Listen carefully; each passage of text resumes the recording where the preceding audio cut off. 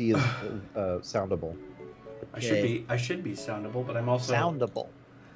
How do you like this background? That's looking good. Yeah. Okay, Yep, so everyone's far. is audible. Yes. All the Or auto is as working. the term I coined is soundable. Yes, soundable. Anyway.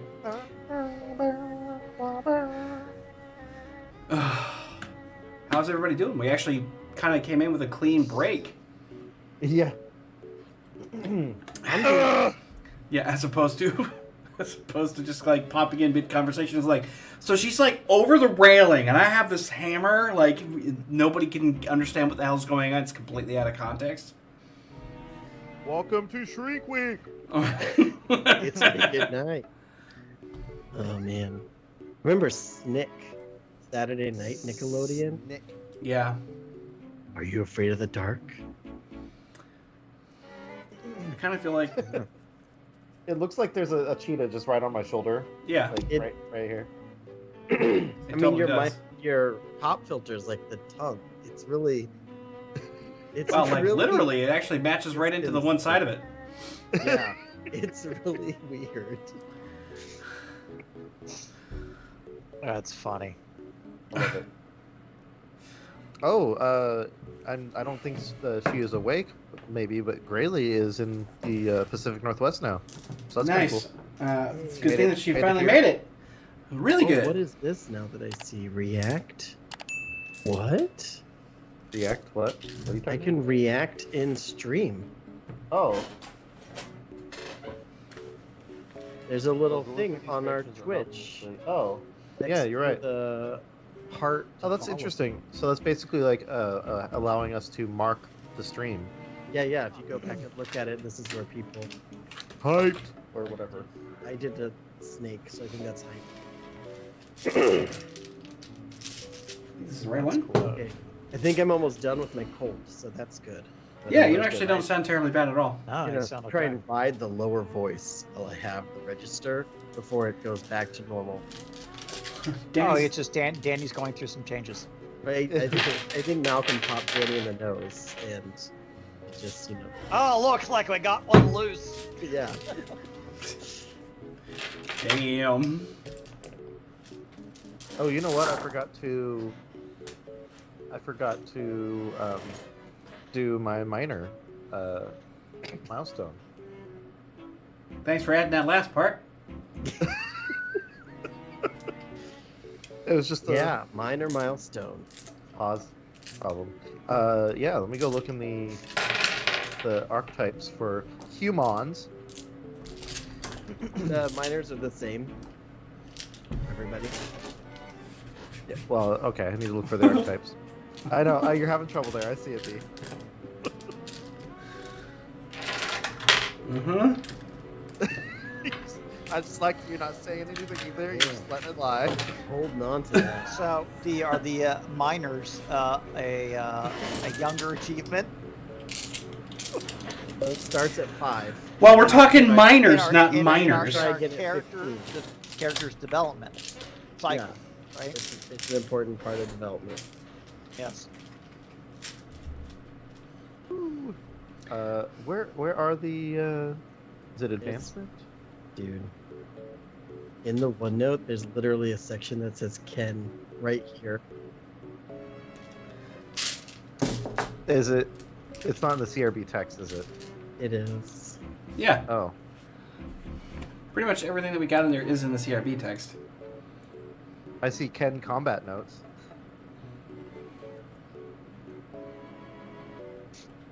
No, it's just literally CRB text all the way down to the bottom underneath advancement. It says milestones.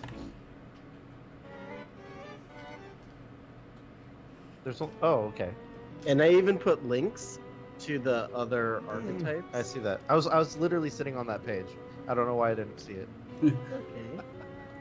Well, and I didn't even see the. There's nothing about my name on here, so I was looking No, for that. that's under the advancement tab above, like the actual tab that says advancement. If you click it, it says Ken, look here. Because you're always asking how much IP stuff costs. Isn't it It's not there weird? anymore. I feel like we're just not using IP as much, but really, I'm just saving it up. Well, see, that's kind of the point. You're supposed to be able to Yeah. save your IP when you want to use it somewhere. It makes sense to do it. You basically are in charge of your own character's like overall development as it comes along. You don't have to utilize it. It kind of comes in bursts. Yeah, absolutely. There is no escaping the sheer level of phrasing that's happening. For those of you who are tuning in,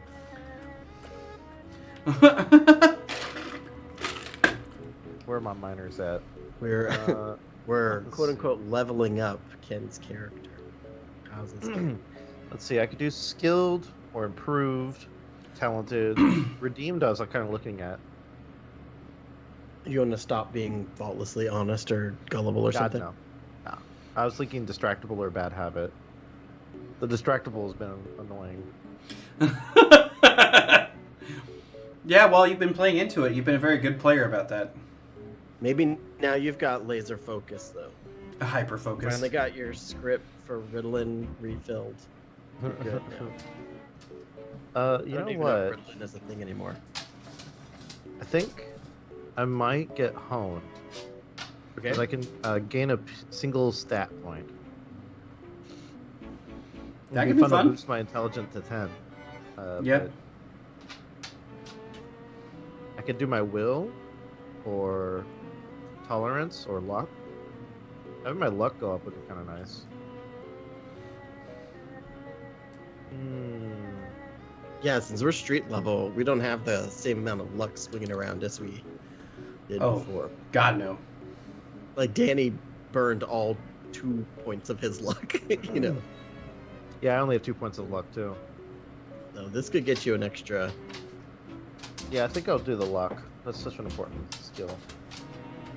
Why can't I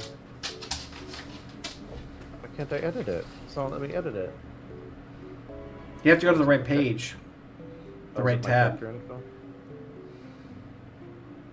Oh, yeah, you're right. It's my Yeah. base. Anything that's white or orange, you can't edit. Anything in the blue, yes. Alright, I honed my luck. Good job. Nice. That would make sense, given all the bullshit that's been going on. Alright, now I gotta get back to my...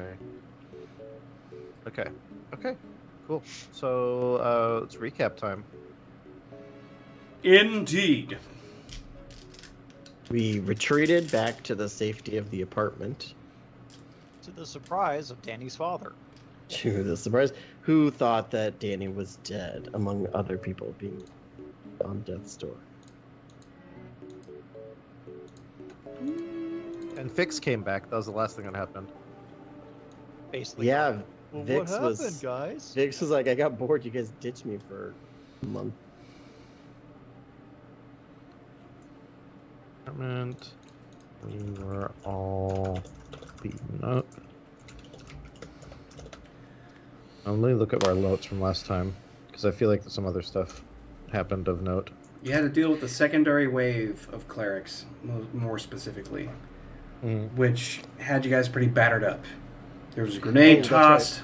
You have Well, that's right, Danny saved the day again with a magical portal that was totally Made me super unlike exhausted. any other portal that they've seen.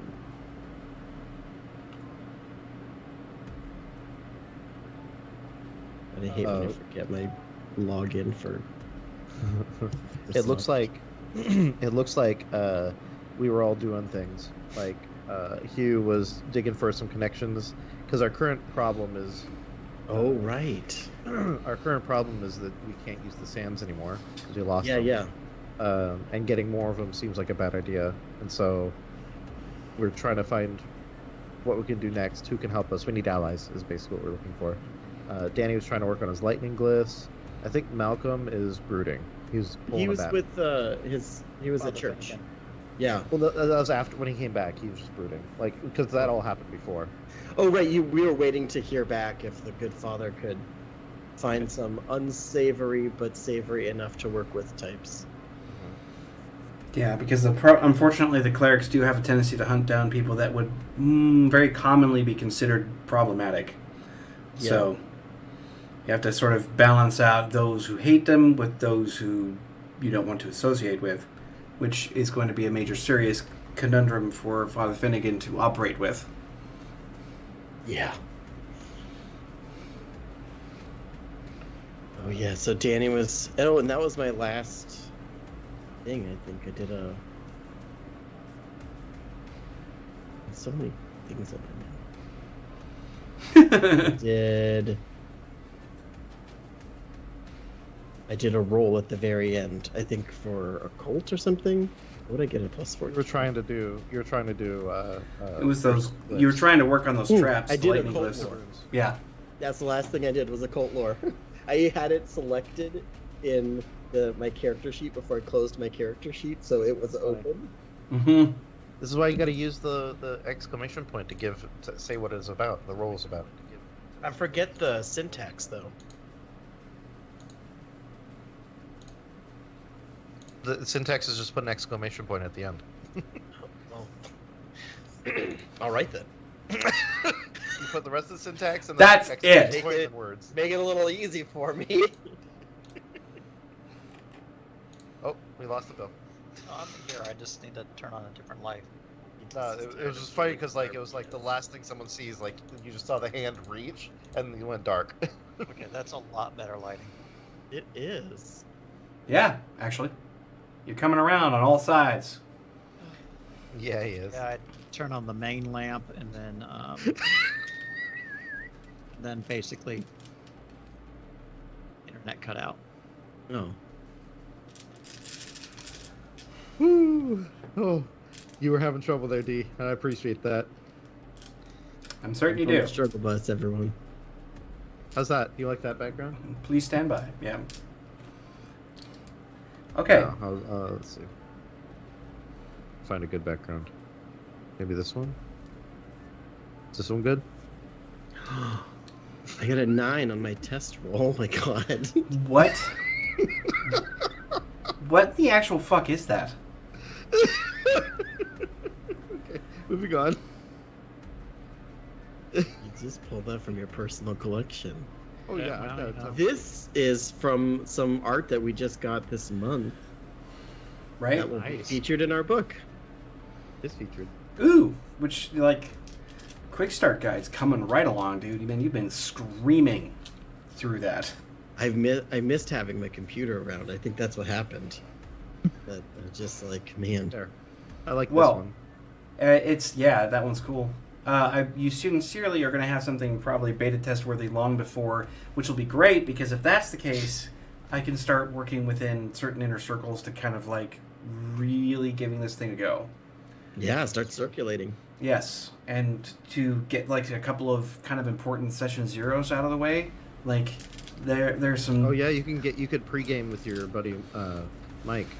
Like I'm just gonna drop a couple of copies of it. Like I'll print it out and just leave a couple at like near the high school, and just be like, make sure that the website find out more. Hey, look, kid. ShadowsRPG.com. First taste is free. Yeah.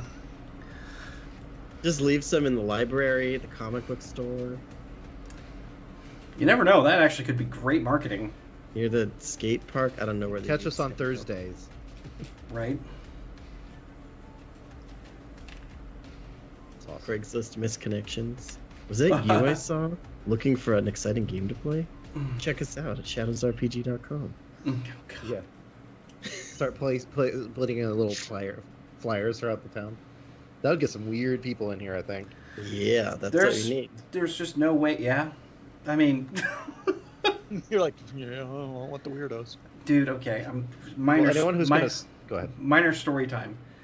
There's a place. Oh God, what the hell was the name of it? I think it's called. It's not called Adventure Time, but it was something else. It was a really, really interesting area to go to in a place that I used to live in Tualatin, right? It was a gaming and bookstore, comic store combination, like any other normal hobby shop. Ancient Wonders. Ancient Wonders, yeah. Yeah, that's the one. Nice. Ancient Wonders. Now, that place was awesome. They have the largest stock of like RPG tabletop book material out of the entire area. Like they're one of the biggest stores, maybe statewide, in terms of like book content. Because most places sell minis and paint and all that other stuff, along with the magic cards and anything else that goes along with it. But they sell books. Like that was a really big deal for them. So it attracted a lot of people. A lot of people. And I've got to tell you, man, I did not think I was going to meet, the basement dwelling goblins that I met. It was not something that I was prepared for. Because I actually had... You're never prepared for that. I actually had the guy that lived in his mom's basement with a lisp, and his glasses were broken in the center and held together with white tape. I kid you not, every piece of the stereotype existed in that person. And it threw me the hell off. I'm like, are you for real? Like, who? What? Yeah. And to that guy I say, check us out on Thursdays, 8 o'clock. Read more at ShadowsRPG.com. That's a little We need to have like a little blog post thing for Shadows RPG. Like that needs to be a little like ticker thing. Like oh, that's what we should figure out, Scott, is how to make like tweets show up there, and then that could be like whenever Shadows RPG tweets, it shows up on that page. I don't think that's doable. What the hell's that called? I mean, I have that on my website, which is just, I think it's WordPress modules, so Yeah. I'm sure that Should be. sites has something similar. It's gotta. Yeah. There's no way it doesn't. Well, and the cool thing about this particular website is that it's our domain. Like, it actually, it's Dude, once we have enough money, I'm totally wanting us to put down the money to make it into emails, just so you could have decode at shadowsrpg.com. Right. Like, can you imagine having that on like a printed material and stuff? I could, and it'd be awesome. And then you'll soon get assistant at shadowsrpg.com to handle all of the... Don't worry, guys. I know how to set up all these Office 365 shared mailboxes. I can help you out. Yeah. All right. All right, yeah. Getting back to it. Are you guys hearing me randomly? Like, my box is constantly going blue, even when I'm sitting here completely silent and not moving. No, Mine's doing the same thing. I'm not hearing you whenever that happens, though. So we're good. Okay. Your box Okay. sounds fine to me. Yep. Yeah. God damn it. The phrasing this evening is so fucked up. All right. So. Hey, you're the one with the minor story. Yeah.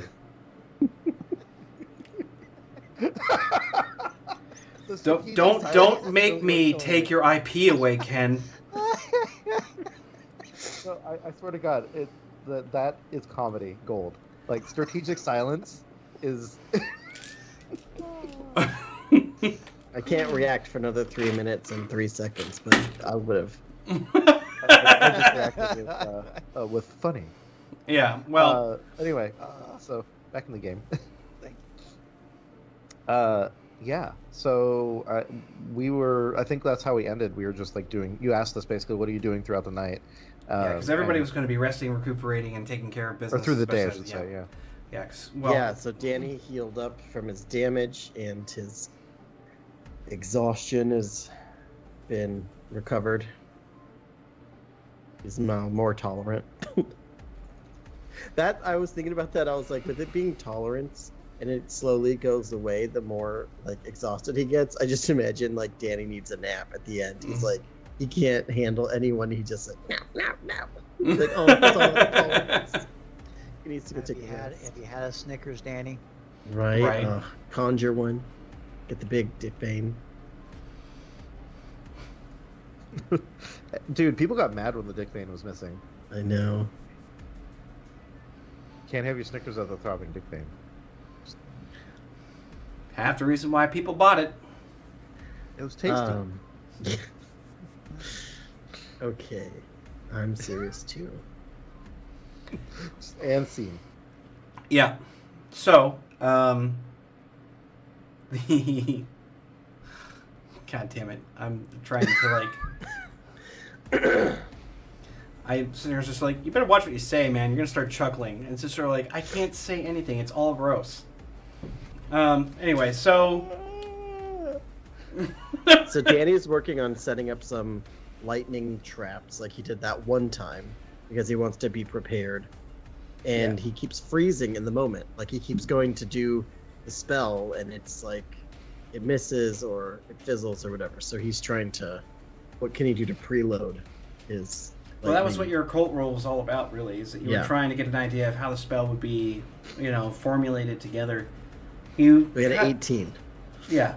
Well, there's something that actually strikes you like a bolt of lightning, no pun intended, really, but it occurs to you that format is something that is kind of personal. Something about the way that Brenner is trying to teach you isn't really necessarily going to click. Not because it isn't correct, but because he's ancient, and the concepts by which that he derives all of his understanding of the world is going to follow the same simple principle of his perspective. And you have a very different perspective. There is something that is very different about the way that you operate. Every single spell you've ever made or been more successful with quite heavily relied upon the fact that you were doing something that made more sense to you. It was something that was much more in line with how you operated. Because being able to form these concepts can only be done by the one person inhabiting your body right now, and that's you. So, in order to accomplish what you need, you can't necessarily go with the standard flowy, circular, or spiral type configurations you see a lot. Even if it's accurate, they don't mesh with how you operate. So it's much better to try and see if there's something that is going to be significantly more effective by changing up this format.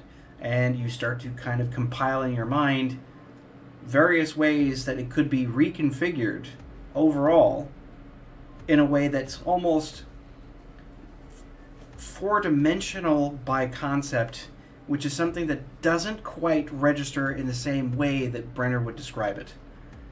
Nice. And so you're basically creating your own form of mystical forms of tesseracts in your head about how all these things interlock, trying to go through different variations, which is what that role basically allowed you to realize. You're comprehending the fact that you can't follow his style. You can take the concept that he's trying to put across, like A and B and C all have to be together, and then you can go like, well, if I do this, this, this, this, and this, he might treat it like art and, that kind of thing on a piece of paper. In your case, you kind of formulated together like a massive matrix, but in a three-dimensional sense with fourth-dimensional elements, like a fourth-dimensional Rubik's Cube. And you're trying to basically manifest those concepts by doing what you're doing here, especially given the fact that it's simpler effects. Basically, programmatically, this condition equals this response, execute. Right? And so it has that formula holding it up, and then the rest of it starts to compile. Nice. Yeah, Danny's a kid of the 60s, the 2060s, so he's got a bit of a different mindset. Damn it. Night's gonna kill me. You're gonna make me laugh so hard I'm gonna have an asthma attack. I swear to God. Well, at least you're not gonna pop your sphincter.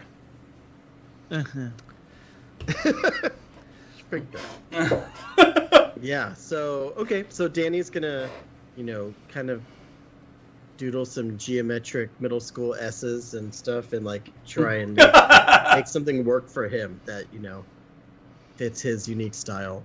Right, so you start compiling together in your head. Yeah, you start to put together the whole idea of three-dimensionality on two-dimensional planes, and you start to kind of make that work for you. Yeah, slamp his hand on the paper, all that good stuff. Yep. All right, so clearly, because Danny is impulsive but not stupid, you can try something more minor, weaving it into there, basically just doing a temporary shock. Basically the equivalent of having your, rubbing your feet across the carpet, creating a minor static shock to do the same thing. Because the only thing you'd have to do... Like a joy buzzer effect is what he'd be going for. Right, and then you would just basically amp going to the voltage. Right, McDonald's. you just basically go amp up the voltage whenever you need it to be a lot stronger. Because you can control the amount of power between 0 and whatever your max power is for those successes, and it's one of those things where it's like you have active control over how potent that can be within that range. Okay, so he's gonna take what his knowledge is and try and inscribe the rune on something small. Yeah. Like a post-it note or something like that, something small. that he can put in the palm of his hand, and he's going to make it as small a charge as possible, but still a charge. Yeah. And then he's going to go over to Malcolm and just, hey, Malcolm, I wanted to say thank you so much for all the mentoring that you've given me and all that stuff. And he's going to stick out his hand for a handshake. Okay. Malcolm, So of course, is kind of taken aback because for once he's actually treating Danny like he's sincere because they've had a few moments. Yeah. I've had a few moments. All right. Can you give me a... It's like it's finally being less of a prat. Oh, no. Well, so really quick, can you just roll that? Roll your evocation. Just see how the charm works. Absolutely. And I'm gonna roll an awareness. Can I roll awareness too? Am I in the earshot? Yes. Because while he Like trusts my trusts bullshit Danny, detector's going on. so while he's flattered and he trusts Danny, he does not trust Danny. It's a trust but verify situation. God, that's the 13. same exact phrasing I used to hear all the time in Convergys. Oh my God. Oh. What's phrasing? Trust but verify. Oh, yeah. But you don't trust us. So That's verifiable. yeah, that's right. I exploded. Yeah, you did. Holy crap. Okay, so 10, 6, 6, 3. Wow. Okay. And it's easily going to be target 6 for this in particular because you're basically doing something really, really small. Super small, super easy, lands right there in that. Like you said, like a static zap. Yeah, just a bap. Just Shuffle my whenever feet that's... across the What I carpet. want to see is if I can hear it and I see him putting out his hand. I'm like drawn to it like a moth. Because I'm a shaker. Oh God. It's like, oh, I want to shake your hand. Oh my Hand. gosh. Oh my I touch God. these hands. Well, what do you get on your awareness there, Bill? Because I don't see you rolled yet. 13. 13? Okay. Do So I need to make a deception or something? you probably should, yeah. Okay. I'll do yeah, probably just deception. Yeah, just deception. Straight deception. I keep doing the exclamation point roll. Gotta move that to the end. I know. Trying. Decepticon. Oh, I gotta. It exploded. Oh my God, Okay. dude. You are completely sincere looking. Not And, just okay. yeah. So it's 11 on the dice. Mhm. So it's a 17 overall. McDonald's, I just wanted to say thank you. Wow. I mean, Malcolm, I just wanted to say So- thank you so much. Are you literally Or- going to go in and try and interrupt the handshake because you're that clingy? Like, I'm just curious. Well, do I notice first? Well, I mean, you notice he's going in for a handshake. You have no idea about the little charm zap that he's got. in Sure, the I wasn't plasma. actually looking for that. Right. No, you hear what's going on. You don't need to worry about that. It's You all see happening the within a hand. collective room. I'm like- yeah, he's just sort of like, I'm gonna just say thank you. Like, yes, that is. Yeah, so I think what he's going to try doing... Yeah, this is what I want to roll for. Tell me what I need to roll. What I'd like to try doing is, like, even if Malcolm is, like, hesitantly, I'm going to grab both the hands and shake all three of us. And it's like, yeah, we're a great team kind of thing. Okay. So all three of us get to experience it. That seems like what he would Act do, as the right? conductor, Yes. so it's gonna re-shock Danny. Gonna close that loop. Yeah, so let's see. Do I have to roll for combat? To get over there? and let's Grapple. sprint? No, you don't have to do anything. You just go over there and touch him. I mean, so we just are like, okay, connection. Like, you just get in there and get creepy, like, just grabbing the fucking hands of everybody. And Well, he's shaking We're everyone. Oh, I know. Oh, that's so beautiful. yeah, so with this weird moment, you touch this, and whenever it tries to, because now it's got the three of you kind of connected all at once. Yeah. It doesn't really have a last person to go to. It's whenever you actually do that subtle release just after the fact, because it creates that pressure. You feel the little knot of ether just unravel, and fire out the front of the object, like the piece of paper that you had in there, going straight into McDonald's hand. Yeah, into right Malcolm's into hand. Yep, into Malcolm's hand. But of course, it spreads across. Now, Malcolm, you just kind of get this like warmth in your hand. You're just kind of like, huh, because again, you're immune to pain. But you just kind of like brr, like that. And of course, whenever Hugh is kind of in the midst of release, because he's just doing that, like that, he lets go mid shock point, and it causes a minor arc to go across in the open gap. So he's just like, and of course, you kind of get this whole thing where like your left eye kind of goes up into your head for a second, and you start to twitch a little bit, and there's just a minor pain in your left arm. As the and also very dignified, he's going to go, oh! Yeah. So Danny's going to fall over laughing, and he will have totally forgotten about the no pain issue for Malcolm. But this will be, and then he's gonna like.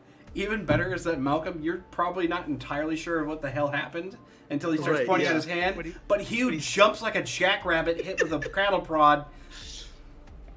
So what he does is he just kind of looks curiously at Hugh, and then he just kind of looks back at Danny, and then he looks at Hugh. I'll teach you to handshake when you're not invited. I says, well, one, curiosity killed the cat, didn't it, Hugh? And two, Danny, is there something you'd like to tell me? I figured out how to do the lightning trap. Oh, well, I guess that was quite shocking for some. Yeah, you're like, he was going to start laughing. Good. Yeah. Like even I after. figured you'd be safe to try it on because it wouldn't hurt. Wink, wink, wink. He just squints his eyes. Oh, did you know? Yes. That's my story, and I'm sticking to it. But I figured out how to do it myself, not Brenner's way. So maybe I can do some more of this. You guys need anything to electrocute people? well, That's fair. Good. And then he says, that's fair. And then he pats you on the shoulder and goes, good job. Brenner emerges from one of the back rooms where Silva's still being kept, and he's scratching the back of his head. Heading to the kitchen, not saying anything at first, pours himself a cup of coffee, which is sort of uncharacteristic, and then comes back to everybody else that's kind of standing around here after the little, like Hugh kind of chuckling to himself, and you guys just kind of standing around, and he's like, I don't know what to do with Silva. She's trapped. What do you mean trapped? I mean, she's trapped in a dream. Ugh. Does she need to be shocked? He just looks down and is like, no, that's not going to help. Although, congratulations on figuring that one out.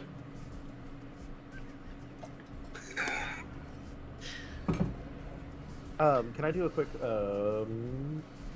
occult check? Yeah, of course. I want to check my character's maybe intelligence too, but I want to check my character's knowledge of his arcane knowledge on if there's ways to help people who are trapped in dreams. Yeah, I mean, you just roll a cold. Yeah, that's what I'm doing. I'm working on it. Get off my back. Do it faster! Roll 1d10 plus 11.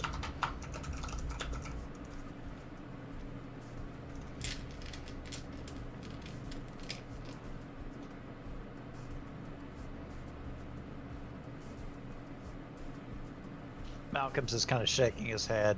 It's like, here we go again. 14. Well, I mean, you've got several different ways that you could be dealing with it, but the problem with anything in this particular category of problem specifically stems from cause. Like, you have to know the cause of what's creating the dream entrapment before you can start really issuing a method. Okay, I want to do another roll then. Mm-hmm. My meta knowledge, at least my own knowledge, tells me that it was probably the shadow demon or whatever that we. Well, I mean, that wouldn't be a foregone conclusion. She literally went derpy after that.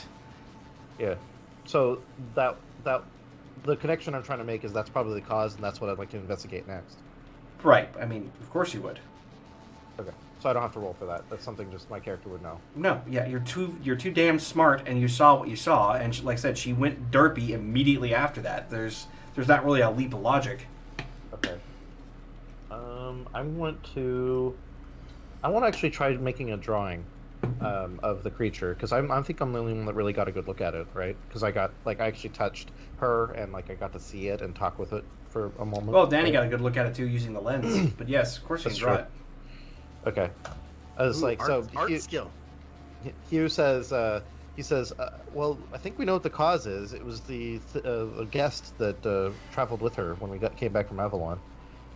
Let's see if we can. How Danny, do you know it it was right? something that traveled with her? I didn't see anything quite like it when we were there. He doesn't acknowledge that. It's like, I'm going to see if we can jot down how it looked. And he looks to Danny and is like, you saw it too, right? Yeah, I can. So I whip out some paper, and we're both going to try working together on that one. Yeah, for sure. While you guys are doing that, you can go ahead and make the checks that you want, as far as that's concerned. Brenner approaches Malcolm. He's like, I feel like there's a certain degree of calamity that always seems to be highly concentrated with all of us somehow. I am also starting to wonder if these things are not necessarily interrelated. Well, I'm not going to say that they're not. But Danny and I were both in her dreams at one point, several times. You were? Hey, oh, yeah. It's like yeah, he looks up and is like, you were? Like, he has this pen. It's like we were being pulled into the dream, which is the only reason I even decided to. He just looks at Danny, watch over the delinquent. That's an it unusual was weird, gift. right? After the whole thing at the Central Park, like that night. Hey, when my life incredibly became overtly complicated. Yeah, and then I learned magic, so way better. But yeah, after that night, we got pulled into her dream, and that wasn't the first time. At least for like Malcolm, he's I think he was on the dream like 2 times, 2 maybe 3. Yeah. Maybe she was in my dreams, or that was different. If she's pulling you into her dreams, what did she say? What? It was like Have we not discussed this before in the past? No, I don't think so. It was like, I thought it was her whole portal thing that she could pull us in, but it was different from being in a dream. It was like a place. It was actually kind of like real. Yeah. There are certain kinds of rare dreamwalkers that are capable of drawing people into them, like a vortex of a sort. It sounds to me like you're describing that exactly. Which she was thinking about me. No, never mind.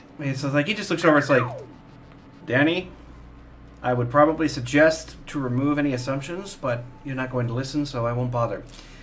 But these kinds of vortexes, in particular, well, they have. Vix is in the corner playing video games. Well, he's just kind of like listening and kind of munching stuff from out of the fridge, because I don't know if he actually got there before the end of the session or not. He did. Vix? Yeah.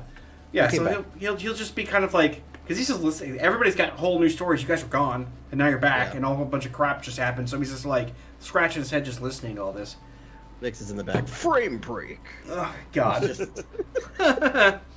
So 3D. He's like a combo.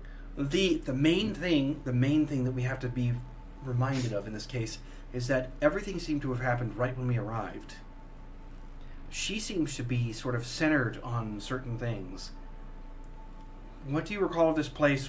What were the experiences like? Now, we don't have to go through them, because we'll just do the spiel about your guys' experiences inside of those dreams that you're pulled into. See episode 2. Season 3 of Okay. I mean, this is episode 27. We're getting through our them. pods of casting. Yeah. Well, here's the thing about everything that he listens to when you finally break it down. Even if you've told him before, which I can't remember if you had or not, or if he's even aware of this, He processes everything very carefully. And once he gets through it all, he just scratches his head. I've got a feeling that she's probably the reason why all of us have been drugged together for multiple reasons. She serves a very specific kind of purpose. Now, she's not innately magical, or maybe she's got the gift and doesn't realize it. It's probably the reason why she can use what she calls skip gates, which in and of themselves aren't the true portals that can move you around. It's actually a lot more like what Danny accomplished on that street back there. Anything so they exist, and she just knows how to activate them, right? That's based on my understanding of the girl, yes. Where did she learn that? She has a mentor, and has been studying very hard to find out what's happened to him. Apparently he died. Man, I should have talked to her more. He's like, he just raises an eyebrow in that whole, you think? Almost giving you the, Nick Cage, you know...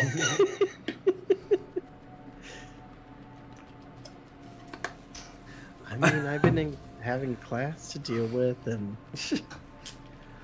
He's like, it doesn't necessarily matter at the moment, but we have a problem now that seems to be, centered around a person. A person who's inadvertently causing a lot of extra attraction. This explains the clerics. It explains the reason why we've encountered so many different things all at once. The book, talking about dimensional travel, all of it. She's been centerpiece to everything somehow. Because whenever anything was needed that we had to move, she was there when we needed it. As a matter of fact, I even think that she's part of the reason why I was discovered in the first part of all of this to begin with. But she's literally the beginning of everything. Which means that if she's attracting us, she's going to be attracting other things too.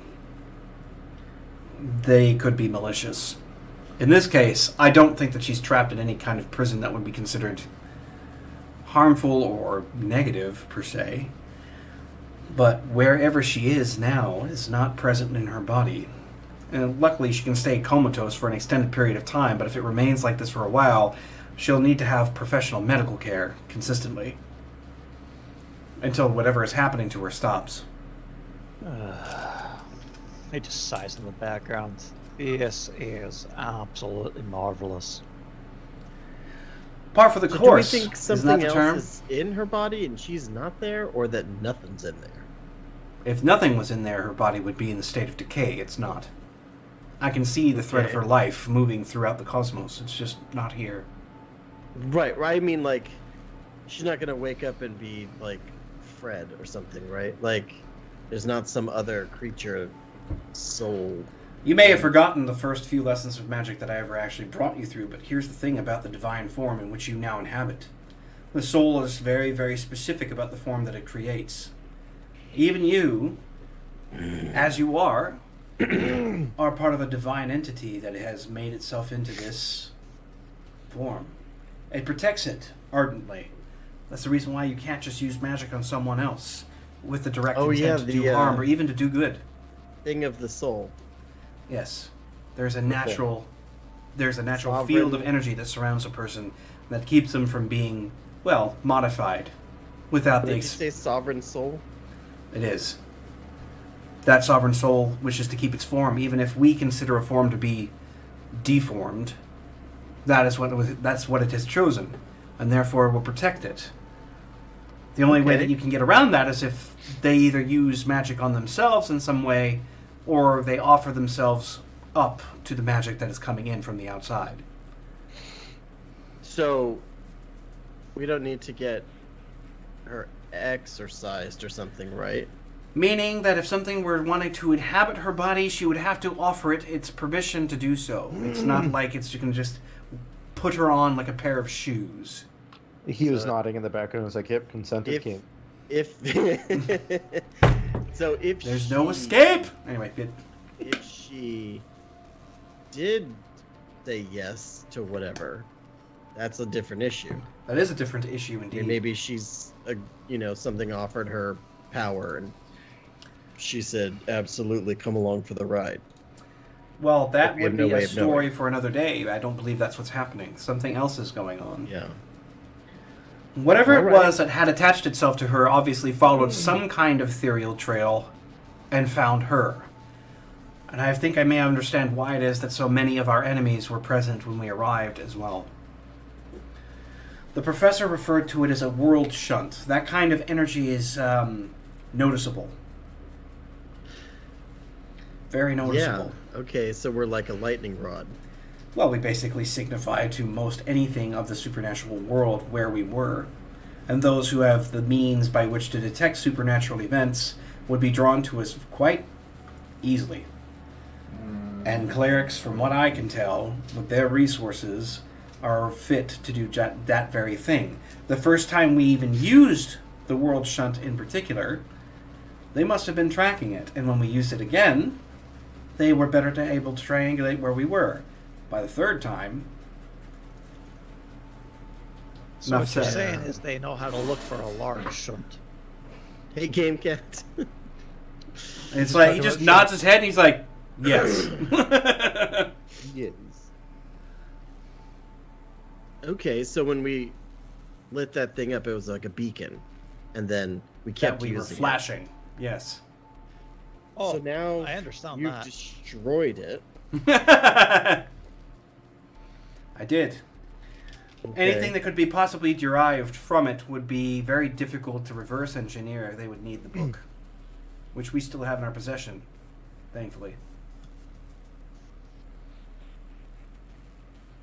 Do we want to call up that Salazar dude and see if he wants to help us, or are we done with him? He just shakes his head. He's like, we can't just phone him. That's not how this works. He's on a He totally... gave us his. It's like... Didn't he give us a tablet? He's just like... He looks at that's like... Are you even paying attention to what that little thing can do? No, that's why I'm asking. He's just sort of like, you're the one who understands technology, but I would wager that the device probably doesn't work effectively or at all while here. Whatever it's got on it probably is just what's on it. Its construction and how it connects to the whatever it is that you use around here. Oh, the internet, the link, the net. What do we call it? Link. That, yes. Okay. I don't think that it is capable of doing that. Okay. But you're the technical expert. I'm only the person who understands magic. Is my audio working? Yeah. The stream, you're working. Okay. Game Cat said he couldn't hear me. Yeah. I'm talking right now. Are you looking at Bill, maybe? Bill hasn't said anything in a while. What? I'm right here.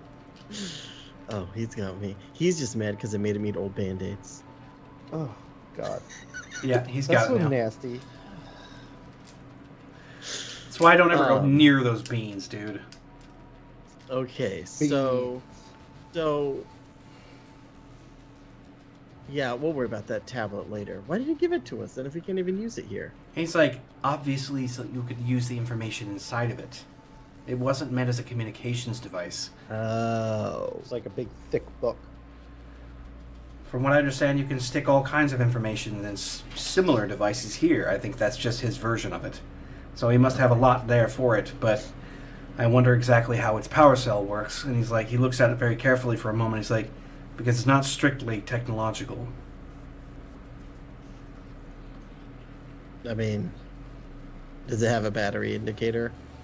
Well, what's interesting is it's pretty much perfectly see-through all the way, which is hard to imagine it being that way, given the fact you don't see circuitry or anything else. But Well, it looks I have pretty a much lot like of an things old-fashioned that I do style not understand, cell phone. so- You know, it's got like the beveled edges. It's nice and rounded. It looks very much machined. It's almost crystal-like, but it has the weight of polyurethane, so it's extremely light. What did you see? They're like recording things on glass with light now, so Yeah. I'm sure in 100 years they'll be there. 50 Well, years. and their society was both backwards and forwards in Right. multiple ways, so you don't know exactly how the technology was bent or warped. Fun anachronisms. And it could be out of phase from our vision. Who knows? Right. Well, in this case, Uh, whenever you touch it, it definitely activates and responds to you doing so. Like Yeah. it's active, but you don't see a battery or nothing. There's no Interesting. indication that it's actually anything other than just a piece of plastic. Like, it would look like a fun little goof toy that you could probably sell out there that just has lights on it, and it's like, but you would have no idea how the hell the thing's powered. That's definitely what Brenner is meaning by it says it's not entirely technological in its design. There's something else to it. Does it have a USB-C port? Yeah, that'd be a no. It's got a proprietary port that changes every 3 years. Oh my god. On the device itself, it just changes the port size.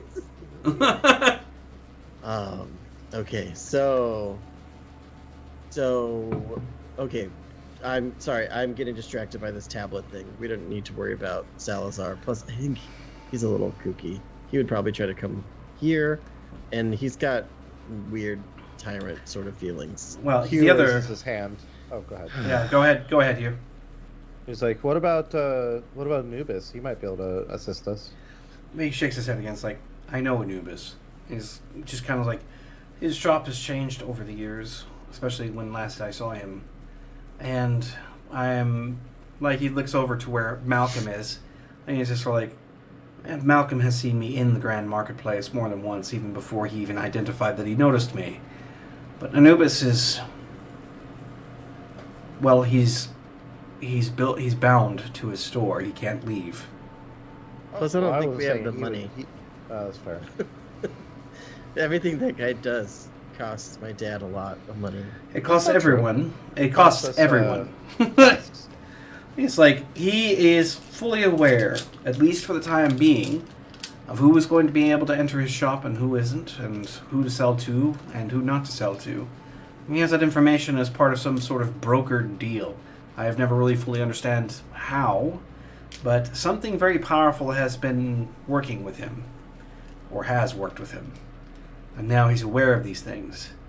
So, regardless, the point is that if you go there to ask, I'm certain that he'll have something that's rather poignant, and even if you don't go, we're sort of stuck in the same problem. We need to find allies, as Barnaby has said. Ooh, by the way, Barnaby is just kind of in background, sort of half asleep. Looks like he's just kind of still trying to shrug off all the stuff that's going on. Vix is kind of nearby, still Broken listening. ribs and all that. Yeah. So he's like, Brenner just folds his arms and thinks for a minute. It's like, either way, I should remain behind here to make certain that Silva's condition doesn't deepen or worsen in any way that we can't predict. There's that. And then there's something else that I think might be important. I did not manage to find anything that would help me out with the location of my daughter, per se, but given the project that we have just performed and its overwhelming success, there is something that I might be able to do, and since I am aware that we'll need to shield it, we'll have to find something in a more traditional manner to get me to where we need to go in order to get my daughter out of the situation that she's in. So Hugh's saying, well, so the order of priority here is we should probably figure out what's going on with Silva, and then help your daughter, because we'll probably need Silva's help to get to your daughter. And it's not going to hurt. Our sensitivity to these various gates is helpful. I mean, I'm sensitive to them too now. And eventually we have to deal with the clerics.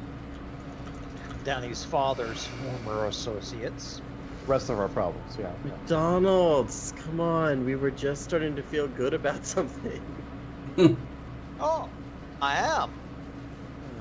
As long as we can identify what the problems are, the sooner I can get back to my forest. Have you checked in on your coworker friend? He's fine. Well, I The could be phrase wrong. you're Do I saying is remember job he security. was- Isn't he Faye?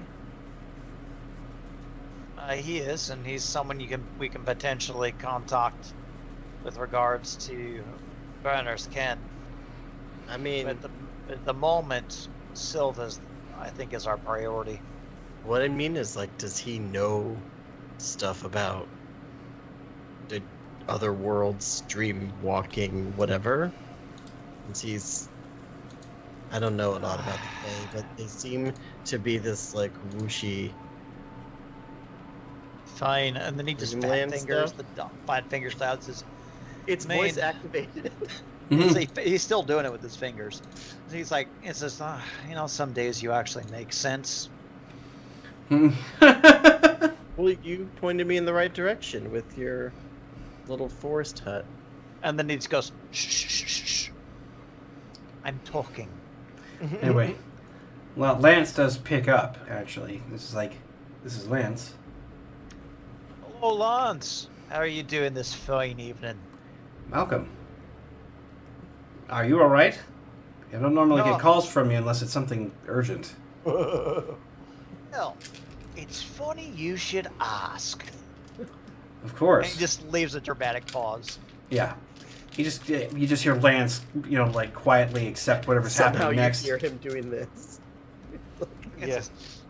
Well, you see, the thing is, Lance, I am trying very hard to be able to return to my former position without any, shall we say, extenuating circumstances preventing me from doing so in peace. Yes. Fortunately, this puts me in a position. Well, and then he just kind of explains. You know about dream stuff? Back in the And snake. he says, Donnie, Well, you didn't ask allow about the me, dream stuff. allow me to converse with the man. And then he goes back to the phone like he's talking to like Lance in front of him. And says, so, and then he just goes, this is what's happening to Right. Silva. He's like, I was hoping that given your connections to the Fae, you might have some understanding of what could potentially be the problem. right. And he listens to it. He's like, you sure that's exactly what she said? That she was drawing you to her, or that you were drawn to her in that respect? We were just showing up, and it wasn't just me. It was Donnie. So I don't think she was drawn to us. I think we were drawn to her specifically. No, you were. And this mess didn't happen until she became involved. And then he describes the shadow figure. It's like it didn't just happen whenever she became involved. It also happened whenever she started mingling around with the various gates inside of the Central Park. Yeah, why was she in Central Park? Oh, she was there She was for looking for portals, remember? She was there to try and get to Hugh, right? Yeah. Hugh being That was her the skip secondary gate center to all to of this. Hugh. Yeah, yeah. That's how you met him. It's all about Hugh. You got me right. The spider at the center of the web pulling everything. Yeah, well, That'd be so funny if I turned out to be like the main villain or whatever. Like I just did a flip.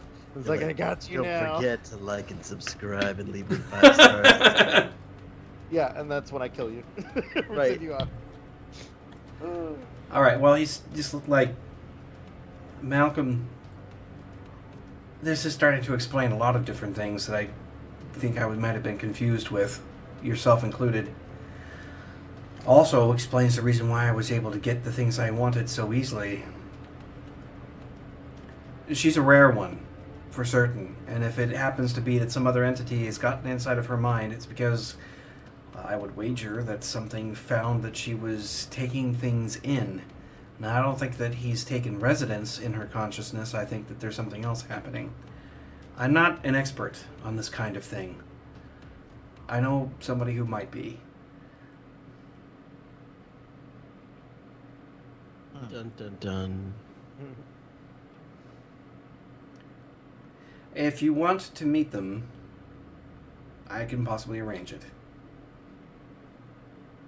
I think at this point that'd be in everyone's interest. All right, then. I'll put out the call. It'll probably happen tonight. You can hear him ruffling through some papers or something. He just kind of takes a second. It also so happens to be that we're almost entirely at a full moon. Lucky.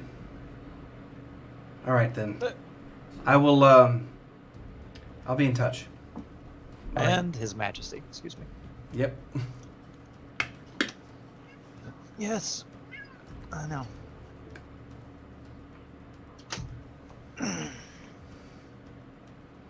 Sorry about that. Okay, so Lance knows a guy. Apparently that's supposed to go. My question, he said taking people in, like more than just us. Maybe she drew someone in who was real powerful, who didn't leave. What do you mean? Well, like she drew me in, but I hadn't figured out any magic stuff really yet. So there's not much damage I could do. She Aye. drew you in. You're freaky supernatural stuff, but like you don't want to harm anybody necessarily. But what if she was near someone powerful and drew them in, and then like they did want to do bad stuff to her, or they did have some real like swinging power between their legs? I mean, that's a fair conclusion. Renner, what do you think? That's what I'm concerned about. If there's anything out there that's strong enough to do what I think they could do, there's a fair chance that something strong enough, or stronger, could be helping to influence the dreamscape she's created, making her believe that she's in someplace real, someplace physical, when actually it's just a dream, and that's it. It depends, but we don't know enough. The risk is there, that's for sure. I don't really know yet. You'll have to forgive me, but dreamscape. He just nods his head. It's like it's the best phrase or the best word I've come up with. Aye. Didn't Sega make that? And he's like, what? This game is before your time. Oh wait, I don't know how old you are. Or he just scratches the back of his head, just kind of looking. It's like, regardless, there's just a chance that she's in her own dreamscape, but it's been overthrown. It's still hers, technically, but she might be in somebody else's portrayal of what her own dreamscape might look like. It's hard to know. What I do know is that it's never good when any dreamwalker, especially one of her type, doesn't wake back up. So she could be unwillingly very happy, maybe, in a fantasy world and have no idea. Her experience may be entirely utopian, or it might be entirely hellish. There's no way to know. She kind of didn't want to leave that other place we were in. I suspect she probably didn't. If you looked at the way it was a far cry from this. He, pulled his hands I as well have sought something else different. It's the reason why the call to go back to Central Park, where the pollution finally stops and dies away, where there's something of real nature still evident, where he just kind of looks around to the people, it's like, where the overall corruption of mankind has not fully reached itself into it. Dude, harsh. He's You're used to the smell? He's just sort of he just looks over at, Danny, oddly enough, taking the little quip as something amusing, but he's just like, yeah, I mean, it's the reason why everyone is so hard to deal with. That's probably just going to run itself over, especially considering when he actually leaves that one with a ... at the end of it, not really indicating what he means, considering. Late stage capitalism. So, The beer emote. Oh my. it looks like Lance has got someone he's going to contact. I suspect that you'll probably be going out there to meet whoever this is. I have to remain here. Okay.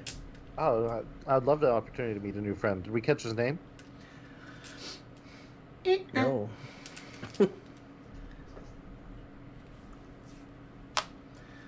All right. So, Danny's gonna check in with Barnaby and just see how he's doing physically, because he got stitched up by the medics, but Yeah.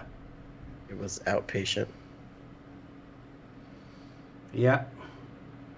Let's see here. Who was it that was taken in? Was it Barnaby that got taken in? Or was it somebody got taken out of the apartment to be cared for? Can't remember who it was. I thought it was Barnaby. Yeah, he would have. because Silva stayed. Right. Yeah. Right. Okay. Yeah. So he would be back because there was a span of time afterwards. Yeah. Yeah. But he's just leaning on the chair. Like I said, he's kind of half asleep, or at least that's the way he looks. I'm just glad that my timeline in my head worked. Yeah, yeah. But you come over to check on him, he's sort of like, huh. What, are you worried? Yeah, I'm worried. What is that? What did you just do? That was weird. The silence? Did that pop up on the stream? No. No. Oh, that would be cool. But he's like, I'm going to be all right. The painkillers they have me on are quite good. Do you want me to try to do something like I did for Hugh? He thinks about it for a minute. You're about ready to go out and do something again, aren't you? Well, it's Silva. We're trying to figure out what's wrong with her. He just And he smirks. He's like, so in other words, you're going to berate Malcolm into bringing you out to Central Park, huh? Malcolm's friend from work has maybe a contact who can help us figure out what's going on with Silva. So I don't know if we're going to Central Park, but wherever the friend wants us to go. Yes, you? No, I'm touching on Yes. my. He just looks over. He's like, He just goes, it's Lance. he just shakes his head again. Fine. You can try something. Go for it. Fine, what? Oh. Like, Danny already forgot what they were talking about. In 3 sentences. He was like, what are you talking about? Try what? Definitely giving him some confidence. Yeah, right. Oh my god. All right. It's like, let's do this. I've already forgot what we're talking about. Oh. I don't like that sound. Go saw. Ronald Weasley. Fucking Alan Rickman. Rip. The anniversary of his death was just recently, I think.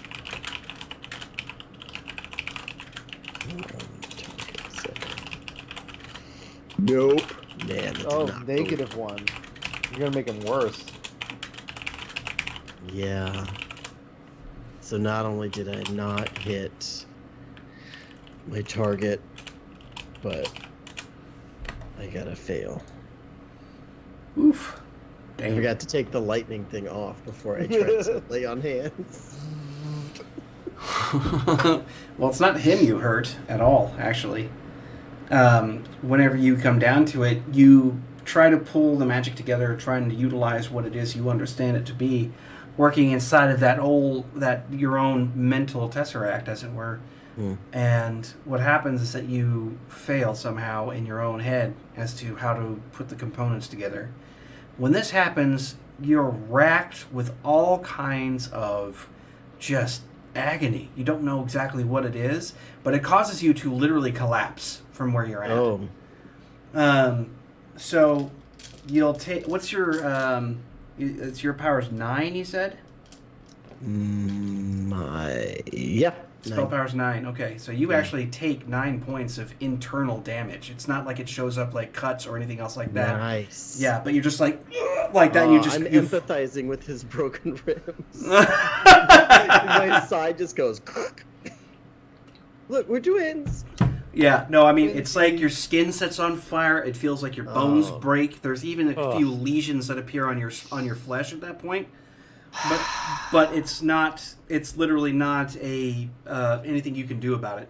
You just have that hit, and you're just kind of on the floor. It almost causes you to vomit because it's so powerful. And of course, Barnaby's just kind of like, kid, what the hell happened? Like he comes down and Brenner just looks and it's like, oh damn, like I that. tried to take the pain away. He's just sort of like, you. I think I just took the pain. It's like, no, you didn't take the pain. You just injured yourself. Like that, he ends up picking you up. Like Brenner moves you to one of the secondary couches in the main room, and he lays you down. Just sort of like he just kind of takes a look. He's like, luckily you didn't do too much damage, but you could have been severely injured. But I tried. He's like, I acknowledge the fact that you tried, but you have any idea what you just did? No. It's like, then let me explain it to be absolutely careful in what I'm trying to get across here.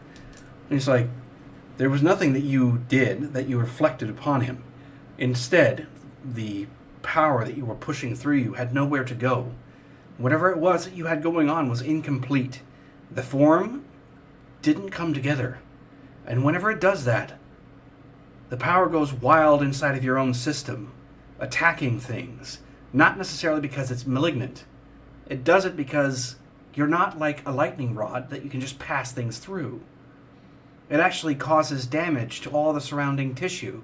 Your entire physical body is that lightning rod. And he just nods his head. It's like, so when the energy has nowhere to go, it just hurt. Does that. Like that just indicates that. Yeah. I don't like this feeling, though. You shouldn't. That was a lesson. Yeah. Can I... I'm done. Can we stop now? And he's just looking at you very carefully, watching. You don't know what he's watching for, but he's definitely got you under a microscope in a sort of way. And he's just sort of like, yes, we can. He just stands up. He brushes himself off a moment. It'll be all right. Although you're going to be in a lot of pain for a while.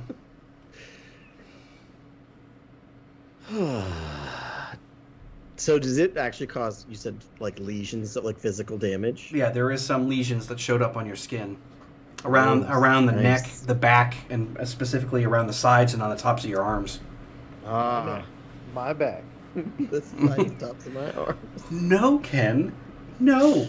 IP, GM takey away. Come on, that's funny. Very funny. So Danny's... That's Danny's first ever rupture. Yeah, and he is not going to take it well. If you thought he was insufferable before... Man, can you imagine that? Like, Brendan's sort of like, all right, you can have half of one of my pills. Just shut up. In your best interest to make me feel better if you thought I was annoying before. If you thought I was annoying. Good God. Yeah, that fucking hurt. Yeah. Where does that put you at in terms of your pain levels? Level 1? Okay. Yeah, I'm at a -1. Yeah, you're at a -1. Yeah, that's gonna suck. That means that your evocations are 1 die down, and all of your other checks are at -1. So, Yeah, that sucks. Shucks. Yeah. Well, the worst part is that this is kind of the equivalent of withering damage. He's got to wait it out. You can heal and do all that stuff like normal, and it'll start to shrink away over time. But yeah, I mean, you did a real number on yourself, which is why you don't want to suffer multiple negatives in that fashion. Good thing I didn't try to soul burn that thing. You just hear this pop like popcorn, and then like, where's Danny? Huh. That black mark on the ground. Yeah. Well, without luck, that would be even worse. Here comes Daniel Blazington the Fourth. Just kept in the spare closet because that's just his dad made like 50 of them. They just roll them out every time one breaks. Good God. He's a mage clone. Yeah. Well, all right. So you get yourself under control. Yeah, your joints hurt. Try to imagine being electrocuted, but the source of that electrocution came from your solar plexus. Like, it is not a good feeling. Yeah, no. But he learned a valuable lesson. I don't know what he learned. He learned Think that magic clearly. is just as friggin' dangerous as Brenner had been talking Visualize your about. goal. Yeah. Name it, claim it, aim it. With Malcolm in the background going, "Don't fuck it up!" Like, Yeah.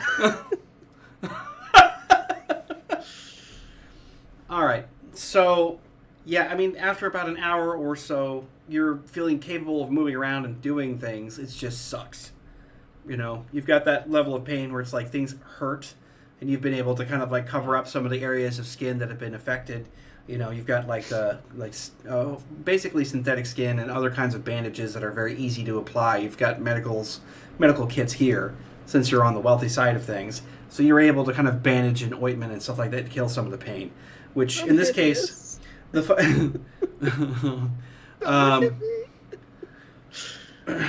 and you're lucky that it didn't land into being rupture plus cascade or any of that other stuff, because, oh boy. When you finally get yourself back to rights, Tiberius, your father comes back. Because it's actually somewhat late, close to like 11 in the evening. And he sees the fact that you're a bit more blasted than you're supposed to be. Right? Somehow I got worse. Everyone else is recovering. Yeah, and he's just like, what happened to you exactly? Because you're about ready to be taking off, and you're going to have to get permission from your dad at this point, since he's the one who's managing it now.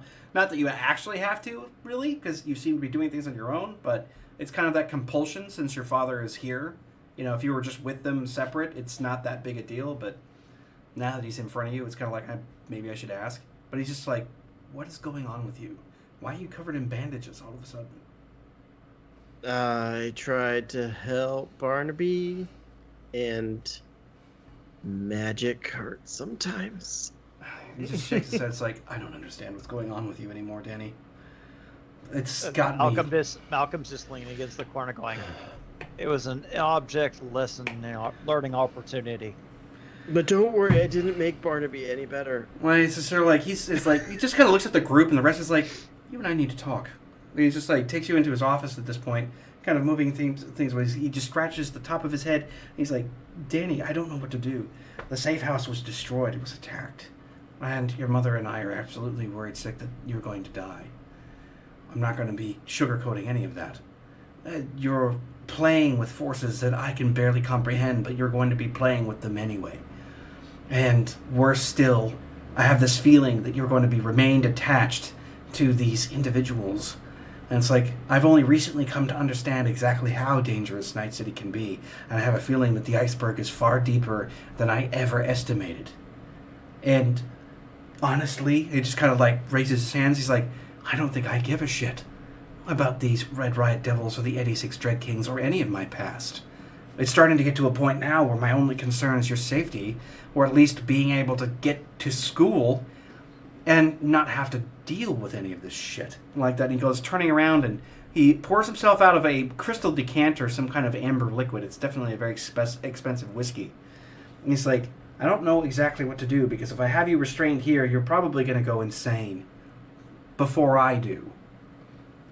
And he's just like, but if I tell you to go, I don't necessarily feel that it's the correct thing to do as your father.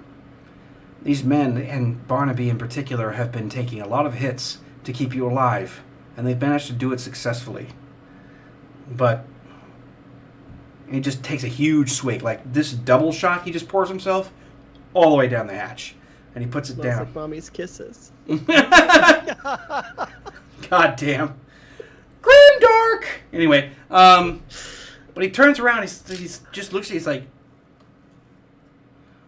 I'm trying to help a friend. I know you're trying to help a friend, but I need you to kind of snap out of whatever sort of fugue state you have yourself in on a regular basis, and I need to ask you a very, very adult question. What exactly is it that you want to be doing with your life, yourself? What is this? Is it that you want to go out and fight these things as a permanent basis, or you're wanting to help your friend out? Why? Which friend? There's so many of them standing out there. Silva, the one who's unconscious. Of course it's over a girl. Well, he goes and pours himself another one. He's like, okay. What's the end game? Have you thought about it? Get it done and then just go back to life. And he's like, back to what life? He turns over his shoulder. What life, I Danny? mean, school, cards, Really? stuff I was doing before. You found out that the supernatural exists, that you are capable of possessing the all-powerful magical ability, and you think you're going to want to go back to playing video games and hang out with your friends? I mean, yeah. He kind of This like isn't tilts a his head to the job. side. I mean, unless you're like Hugh. I don't know how Malcolm... Oh, I guess Malcolm has a job too. Man, they all have jobs. He just shakes his head again. He's like, listen, I don't know what to expect, but you stay glued to Barnaby. There's not much that I can do or say. I feel like if you stay here, you put us at risk along with yourself. But I'm not really concerned about me. I'm more concerned about you. And weirdly enough, there is this insane, rationalized logic that if you're out and on the move, you're more protected than if you just stay here in a hidey hole. And he takes another swig off of the second glass that he's poured himself. Damn. He's just doing that like trepidation thing. There's no way that I can explain what this is like until you exactly have children of your own. I hope you have children of your own at some point. And I also... I hope he doesn't. But he's just like... And you guys can all perfectly hear everything, right? Like, but Yeah. No, Malcolm doesn't say that. It just, you know. Danny's just gonna look and he's like, I don't think this is a long-term thing. I mean, we have goals that we're trying to accomplish, and then when that's done, I don't think Malcolm wants to hang out. I think he wants to go back to his job. Hugh's got bills to pay. Brenner, I don't know about Brenner. He's just kind of here, but he's looking for his kid. I think we all just happen to be here for convenience. Convenience. That's laughable. Like, he takes the last bit of it and he turns around and is like, listen, I don't know what you're going to do either, and I suppose that puts us even, but I will tell you this much, at least for now. And he just kind of leans in close, and it's not like he's being hostile. He just like, there's no going back to the old life. Not even a little bit. What you've got right now is actually probably going to be just more of the same as you move forward in your own life. This, he's like it or not, I feel it's almost as if it's training. Putting you through something that I can't explain as being anything else other than preparation. Your life is not going to be the same. Definitely not like mine. My life is horrifically mundane, comparatively. You can move forces in a room telepathically, almost. I don't possess that. I don't even know where you got it from. It doesn't make sense. And then all these people show up out of nowhere. And then you suddenly become the target of everything. Everything I had placed, all the obstacles that I had put into place to protect us from having anything strange happen, have been completely demolished.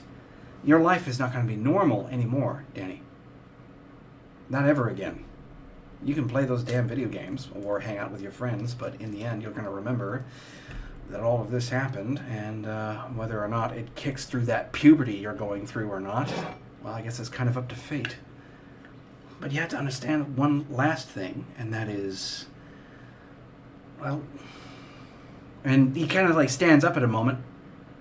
I haven't done the best at raising you, but you have to know that I love you. Well, Dad, I love you too, and Mom, and I think you guys did a great job because I'm trying to help people out, and I still got good grades last time. I got A's.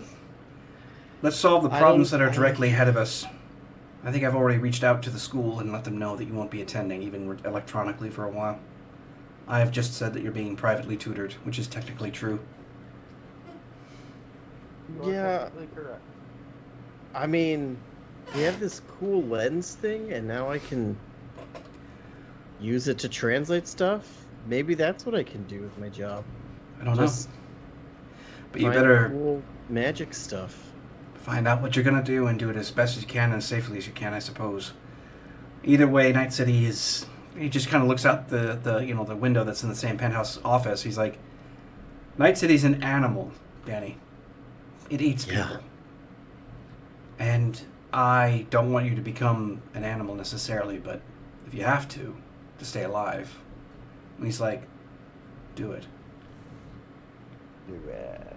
He just kind of like nods his head, like, that's all I have. Good talk. Yeah. So we're gonna go. He's like, So, yeah. yeah, he's just like, I figured. Just let me know how you're doing. And stay close to them. Hmm? Yeah, always. He I just haven't nods- killed anybody. I haven't crossed that line. Yeah, Wait. he thinks. No, Danny's in denial, remember? Nope. No, He honestly, never was saw the like- guy die. He was gonna like turn around and was like, "Wait, He's in the didn't you office kill in that guy private." with a-" Yeah, no, he's in the office right now having a Don't you private remember you conversation. nuked that guy like into a Yeah, he took the fire straight to his face. It like melted straight up Indiana Jones. Yeah. Like the guy was just a And wax the doll. screaming. The screaming was The just... smell is still in my nose. I can't get it out. No, but he's gonna be like, I haven't killed anybody, and when I do my magic, I just try to push people away, get them to stop. No, he's just sleepy. He just looks at it. He's like, I'm not crossing those lines. he just nods his head. It's like, all right then, go and do what So you have far, to the do. person I've hurt the most has been myself. He's like, yeah, don't keep doing that. Like, as you're like leaving the door at this point. Well, so you come back out of the office. Like I said, minor private conversation, but it looks like you're basically given carte blanche, at least for now, to operate as you need. I should ask about my allowance before I left.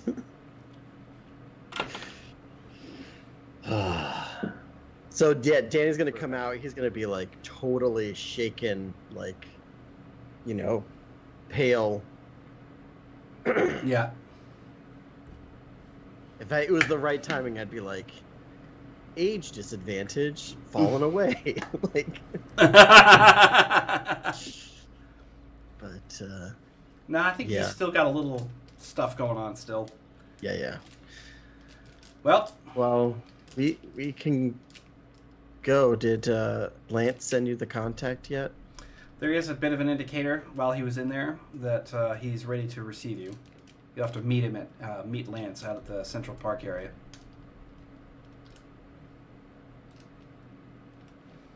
This is what. Oh, you can't see it. If you hold it in front of Ask your mom. you. That's the glass he was drinking from. Just the. Yeah. He just looks at and Danny comes back and says, "Ah, good talk." Yeah. Do you ever Hey. have kids? I mean, not Malcolm like just goes. to eat, but like. Malcolm goes silent. Doesn't say anything. All right. Just pretend I didn't ask that question. Oh, you're fine. Sometimes awkward conversations have to happen. And yes, I had children. And he just, his eyes go vacant for a bit. And then he just, stops talking again. And then he goes, where do I say? Hey, Lance. Lance called. We have a meetup in Central Park. Well, I'll let you lead the way. And then just starts fat fingering for like a cab. Not a problem. You manage it eventually, but. Well, in English is such a Background bitch, going, you You know. know it has a voice feature. Oh, 11. Oh, you just Love it. you accidentally activate the freaking narrator like you do in Windows. Oh God, no. Flashbacks. I hate you. You know, I try to screenshot sometimes and I accidentally turn on the speech recognition. Like I'm like not paying attention. And I'm like, do it. And I'm like, what's going on? And then it's like, what's going on? Like, I'm like, oh no. Oh no. So, yeah, everybody looks like they're pretty much prepped. Barnaby is looking at you. He just kind of gives you a bit of a smirk. He seems like he's ready to go after that short talk. He's still a little wobbly, but he's good to go. Hey, Hugh, do you think you'd ever need an assistant? Interesting question. You don't actually know. That's the funny part, is that he's just kind of asking that out of the blue. So it kind of works that you're confused. Like for your job, do you think you'd ever need an assistant? I was just making sure if I had heard anything else. I didn't. Nope. Since I was away for a second. No. I was just making sure the character did not miss anything. So No. okay, okay. We're good. So he walked out and asked that question. Yeah. Hugh like brightens. Is like, absolutely. When can you start? Just thinking about something for later.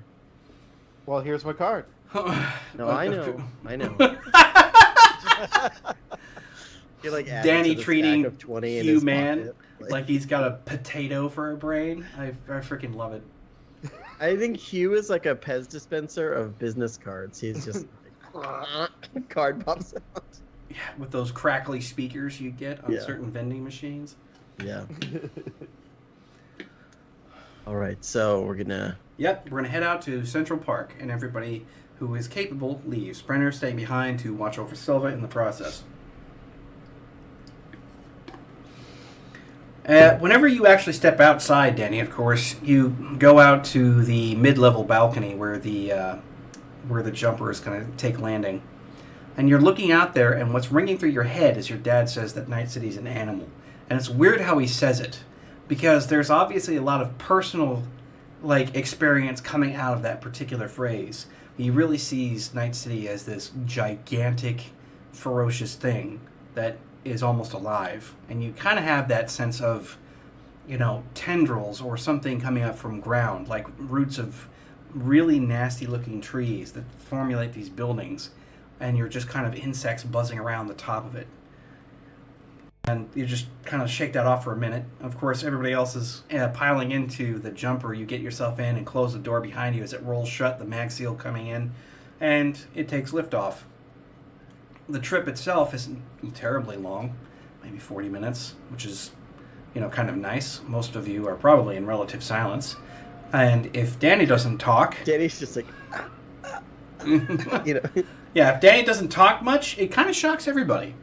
Yeah. So, when you finally make landfall just outside of the Central Park parking lot, you've got Lance kind of waiting for you. You swipe the cred stick off and step out of the vehicle and meet Lance where he's standing on the sidewalk just beyond the parking lot. There's a singular lamp that's kind of just projecting light down into the area where he's standing. Hey, Lance, long time no see. He's walking right over. He looks over at Malcolm real bit. There's a silent communication. It's like, really? And then he goes back over to Hugh. He's just like, you. Good to see you. Like, good to see you too. He's doing the two-handed shake. It's like, it's been an adventure. And he just nods his head. He's like, I'm certain. Well, in this case, we have to kind of hurry. And she's not necessarily readily available all the time. So he goes walking into the main campus that all these tours are housed out of. We've got the little minor gift shops and things like that, some of which are pushed up against where the parking lot is, so that there's immediate access.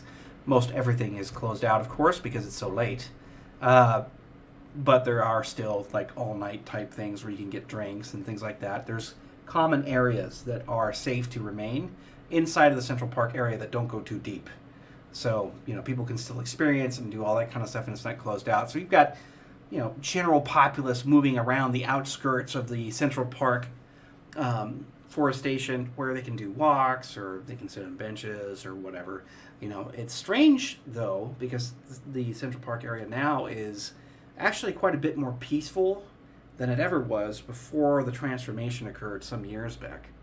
Whenever it was the Twin Towers and so on, after that whole structure collapsed in on itself for whatever it was that they were attempting to do. It just manifested itself into this. And since then, things have always been different. And now, Danny, walking into it, you realize that there is a thread of something, a really strong vein of powerful ether that works through the entire place, deeply embedded into all of the soil. When you come stepping on it, you have this sensation that there is something very much alive here, not just in the strict sense that trees breathe or anything else like that, but you kind of feel it, almost like there's a breath of, like something moving inward and outward in a steady cadence of breath. Even you... Nice. Yeah, so Malcolm, you're even picking that up as well, so you just go stepping back on these familiar grounds, and it's actually kind of nice. You feel yourself sort of loosen up and relax a little bit, because it's not the same sort of crazy urban jungle that you've been living in for quite some time. Being stuck inside of a concrete box that got blown apart, things like that. Yeah. Yeah, he's happy. Yeah. With you in this particular case, you also, I don't know if you ever threw your monocle down when you were wandering around in Central Park, but I don't know if you ever I get keep it curious. on almost all the time. Yeah, I mean, with you watching this, there is definitely, strong, luminescent, and vaporous type responses to footsteps. Everybody here seems to be kind of welcomed in. There is a rather kind of potent field around everything at the moment. You can't really put your finger on why, but it's there. Even Barnaby seems to be kind of loosening up a little bit. This place feels different. He's like, Lance looks over down to you, and he's like, Lance, not different. In fact, Aye. this is what it's always like. You just happen to notice it this time. I'm not so naive as I used to be. You're starting to understand. You're starting to get it. Cool. And he's like, he just nods and says, it's I get it. He's like, it's so cool, you haven't even begun to understand yet. Come along then. When you guys are taken into the main campus, you follow a smaller trail which leads out. There are the smaller apartments that have been laid aside for the on-site employees. Lance goes in to where he's at, pulls free something that looks to be, it looks to be several rabbits that have been, tethered together. They're very dead. They look fresh. And he's just offering. You'll see. Malcolm just kind of nods and understands. What kind of thing are we going to see? He's like an expert on dreams. He's like, better that you just see her for yourself. You can make your own judgments then. Uh-huh. And he's just gonna, be a little, keep his hands and arms inside the vehicle at all times. Sort of. Well, you go into the forest for a little while, and it takes maybe another 40 minutes to get where you're going, but the air is fully cleared by the time you've taken this trail in this far. There's no pollution in the sky. Even past the somewhat thinning canopy of trees, you're noticing starlight coming down, and that's where you can see the moon, and much of what's in the sky just kind of pouring down on all of you.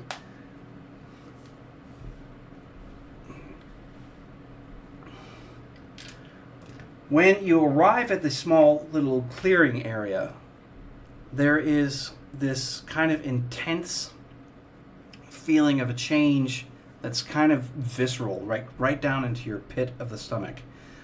But it's not anything negative. It's actually something that's kind of strangely nostalgic, and that goes for everybody. And you can't really figure out why. When you take sight of it, of course, you guys can just roll awareness real fast. It's not going to take you long to see it. It's just, do you see her before she emerges from where she's at? Is it that witch we killed at the beginning? Oh, God. Oh my god.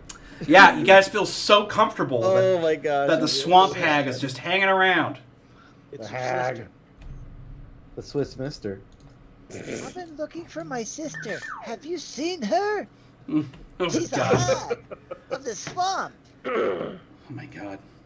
It's like Zaniba from Howl's Moving, or not Howl's Moving Castle, but Spirited Away. Her sister was a real He snatch. sees nothing. Or he'll be the Wow, last to you see. really don't. I'm The distracted. 22 for Danny. Nice. Coming in clear. Yeah. Can't do much about it. All We right. gotta get a soundboard in here. I know. I can't wait for that. Okay. So we- 22 for Danny. We got nothing for Hugh. And then you, Bill, rolled a 12. Yup. That's okay. You kind of spell Danny's something. just feeling it. He's like, Barnaby, of course, in his ever long-lasting tradition of noticing shit, notices it. right. I don't understand why his awareness is so goddamn good all the time. He always sees everything. He got the message from Pops, so he's like, all right. Thomas Wayne laid it down. He just basically is just like, he just goes like silent for a minute. He's like, oh my god, like that. He just says that, which points everybody in the direction he's looking. So he'll draw their attention. There is this, what looks to be petite. There's a petite, younger-looking woman, probably just barely into her 20s by her looks. There is this white hair that's going down around her shoulders and the rest of it, but it's dampened and everything from the pond that she's emerging out of. Mind you, she's wearing absolutely nothing, and she's got absolutely sapphire-looking eyes, right? So she's eyeing the group right here. Now, of course, there are many ways that Danny can exploit the link if there were certain things that were going on, but this is something that stretches the imagination. You just have this naked, gorgeous woman who is, like I said, petite. So she's not more than 5'6", maybe, who is stepping out of this water, like this watery pond, and she's just approaching the group, and there is this like oozing kind of maiden, maternal, and absolutely confident type air that follows along with her. And while you're looking at her, there is a sophisticated kind of magical energy pouring off of her. So she's not just beautiful to you, she's radiant. Malcolm pretty much puts his hands over Danny's eyes and it's like, have some decency, lad. I mean, do you see that? He was like, Oh, I no, can no. see it, Yeah, and I'm like, deeply I agree. appreciative. But you are much too young for that. She's so magical. His hands are still over his eyes. Danny can see it through the hand. It's Yeah. like bleeding around the edges. Well, she is moving along, and you almost think that she might be Fae. And Lance is standing up front. He's like, Matron, it is a pleasure to see you this night. I'm glad that we could find you. We had inquiries, and I bring offering. And she looks to him. She's like, excellent. I was like, I will take those later. And she steps into the moonlight. Whenever there's the canopy of trees just hovering over this pond, she steps into the moonlight and she turns into an 8.5-foot tall, white-furred werewolf. Just as she transitions, coming into the light. How does Malcolm react to that? Don't know. How does Nice. Malcolm react to that? If he's like, he doesn't have the same prejudice that most vampires have. Probably not. And he also has this tendency to be a vegan vampire, which is weird. And so... I So guess he we're just gonna- looks at her casually indifferent and goes, yeah, she just looks at us like... Real? Yeah. She's like, what a strange allotment. Now, her voice becomes much more deep and chest-based as she's talking. She doesn't curl her lips to form the words. They all happen within her own throat, and they sound very good, only kind of passing through the teeth ever so slightly. There's a slight shudder in her jaw as she is talking, but the voice comes through clear. Yeah, Danny's jaw has dropped, however, and he is just like, is it the matron? Well, he referred to her as the matron, yes. Yeah. How do you spell that? I tried it like 3 different times. M-A-T-R-O-N? M-A-T-R. Oh, Yeah. the M-A-T-R-O-N. lesser known tequila. All right. What's wrong? You've come here seeking answers, and what a strange troop. We have a magician, a warrior, a cursed one, an elf. Fascinating. So He was like, hold on. she looks over to you, and there is actually a smile. There's a bit of a smile, and she looks to you, and she's like, nice. right, and she's like, of course, a scholar. Oh, I thought she referred me to the cursed one. She called. That would be a surprise. And a vampire. And you'd be like, wait, what?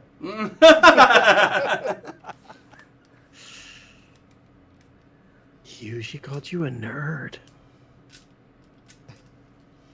Now, Danny is too dumbstruck, literally. Oh yeah, well she's still radiant. There's still a powerful magic. The transition, by the way, did not happen physiologically. The transition was something almost entirely ethereal. Like the moonlight wrapped her up in something that was closer to her true form as she stepped into it. Fun. But she's like, you've all come to ask a question, or at least, she looks at the number of rabbits, 3 questions.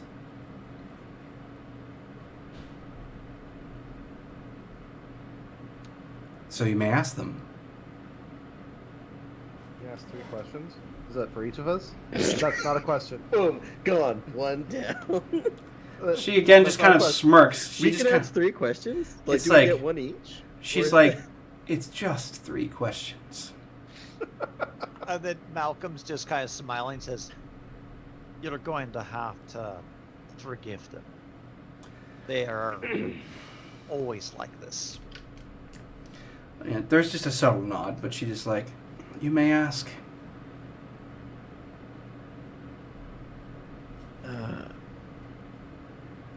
I got nothing. I'm going to do a tactics check. I want to know how to answer or ask the question properly, and maybe it's intelligence. Like just I've roll done- an intelligence I don't know. essence check, man. Yeah, I think, yeah, this is Hugh's world now. this is something he would be good at, but I don't. As a person, I'm not sure how to ask it properly. If Okay. there were to be a thing that we would therefore to. What's my target? Hither buddy? to this moment, You're gonna have it's like a target 7. 1 claw curls. Your target is 7.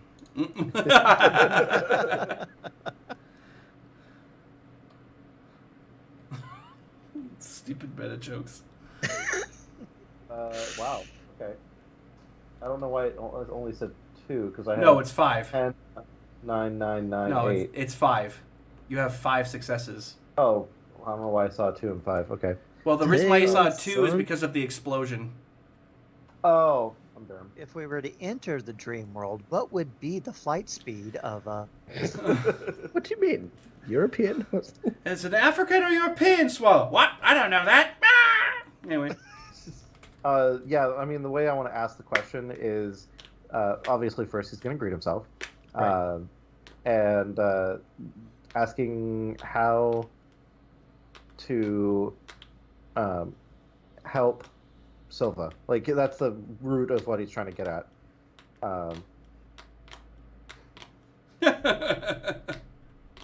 Oh. Nice.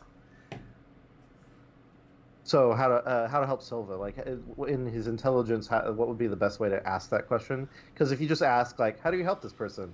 It's like, well, and then it could just be really. So vague I'll give you answer. the details of what you need to know. You really need to know if it's like, so you first need to provide context because it's not going to help. She doesn't know what's going on. She'll just say, I don't know, and question goes poof. Right, that's what I'm saying. That's that- why I did the intelligence check. It's Right, Like so I know that he knows how to ask this question. Right, so you'll start off with, there's a friend with da da da da da da da da da. Like you provide all the context, and then you're going to ask the questions. And one of the questions would definitely likely be around, how can we find the direct cause of her entrapment? And then the next one might be based on what she says next to more or less be it's like, where can we go to resolve that? It's like, is there, it's one of those things like, what can we do to resolve that? or you could just rephrase it any other way you like. What can we do? What options do we have? That's all the same question.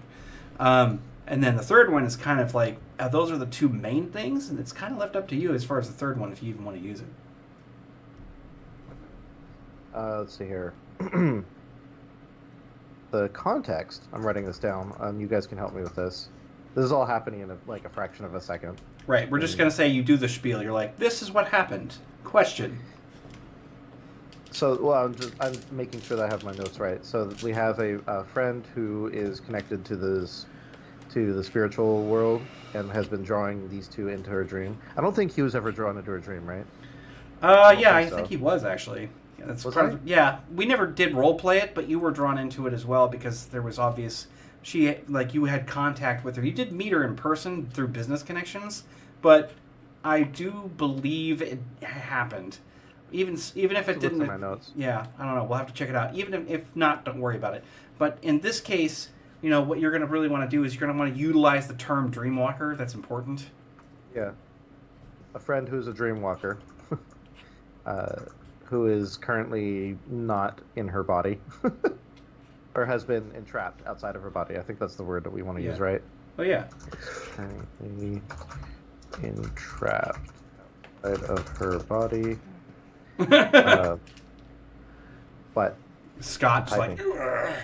like that was a really strange. I just happened to be like listening to what you were saying, just processing. I looked up and he's like, I was at the end of a yawn. yeah. Well, the worst part is it made me think of Robin Williams. It's like I can't believe it. I'm losing to a rug. Like it was that kind of like eyeballs stretched out. Like So yeah, Hugh introduced himself, and we have a dreamwalker friend who is in a coma.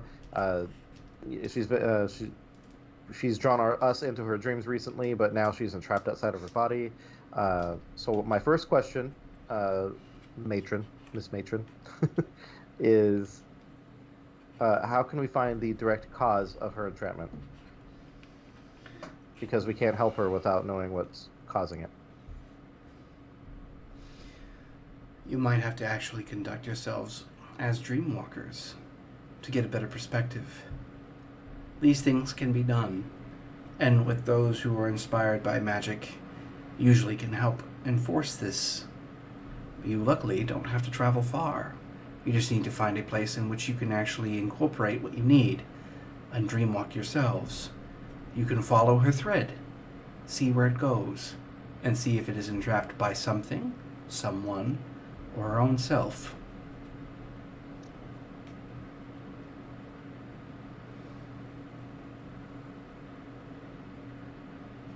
He's actually writing walkers. this down. It's like, none of you are dreamwalkers, but you can travel like them if you use the right tools. Keep in mind, that's only 2 questions now. Oh.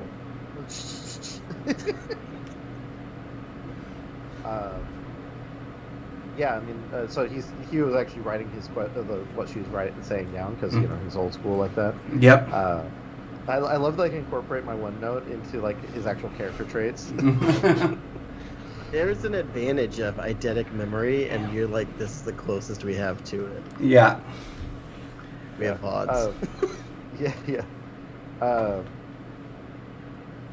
So I guess our third question then would be, let's see. So the where would we go to resolve it? Like what you suggested there, D. I think I'd want to rephrase that. Do whatever you want. I was just looking at what we just learned. Who can teach us to conduct ourselves as dreamwalkers so that we can find those inspired by magic and follow her thread and find how she was entrapped? You've already asked that question. Because you're saying, if you're asking how to find out how she's entrapped.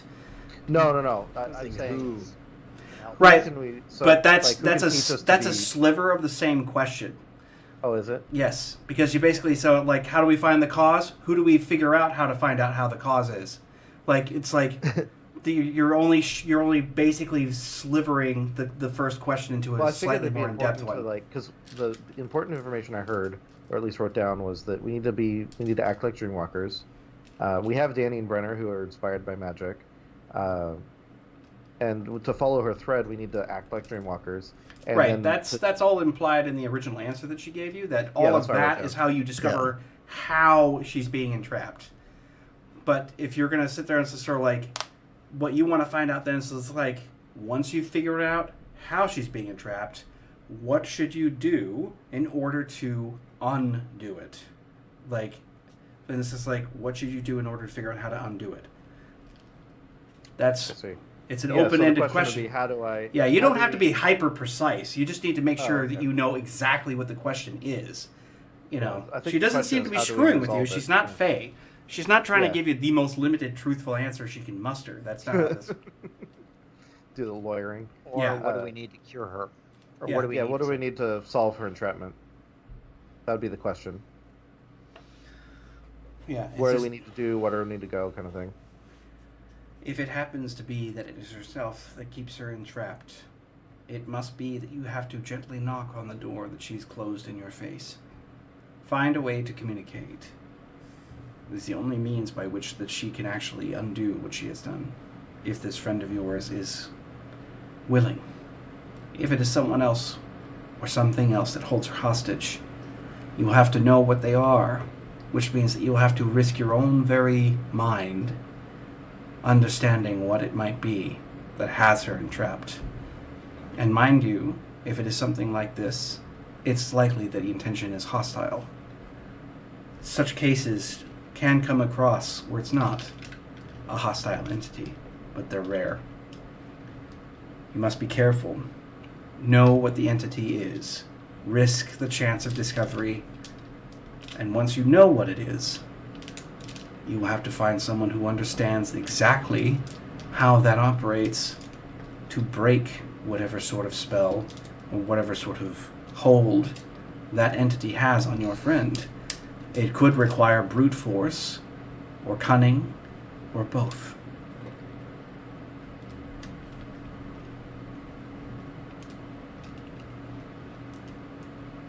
All right. Thank you. I mean, there's no guile. Just thanks. Thank Yep. When she actually approaches Hugh for a moment, and still in her massive 8.5-foot tall form, getting very close to the entire group, you can see that Barnaby's a little tense as she's coming in close, because he's barely functional at this point, just kind of watching the fact that a werewolf just poof, Yeah. just kind of came out there with no ceremony whatsoever. And then she leans forward, kind of gives Hugh a sniff right around the side of the neck, mind you, and around the top of your head. And then she steps back a little bit. She's like, "It is so rare to find one such as yourself among so many others that don't follow any path of truth." And she leans down, coming in close, putting herself at eye level. She just looks at Hugh, and there's kind of something in her eyes that's kind of interesting. Hugh, you kind of get that, like, ba-thump feeling in your chest for a minute.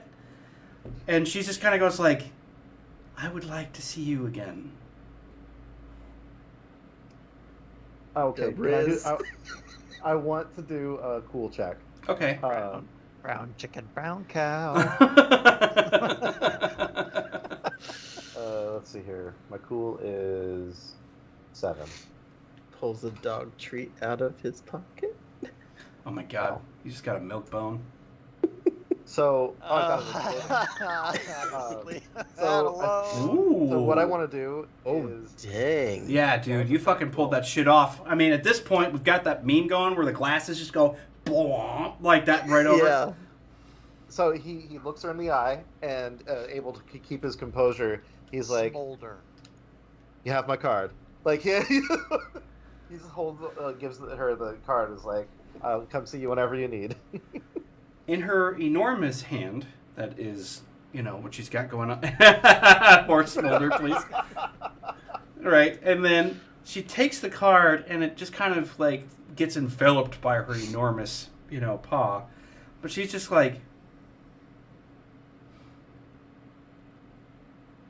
leans in again next to your ear, whispers something, right? She actually gives you specific times. And those times usually happen around every specific kind of moon cycle, about a day or two before the full moon and to roughly 2 or 3 days after. She's like, you can always find me here at those times. Do come back and visit.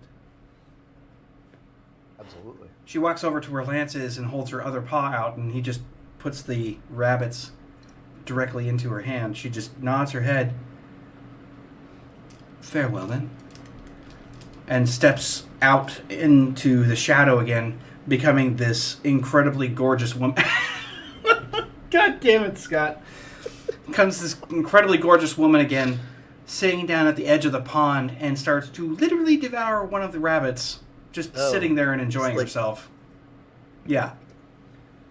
Unhinged jaw or just like regular? No, just herself, just eating the rabbit. Oh.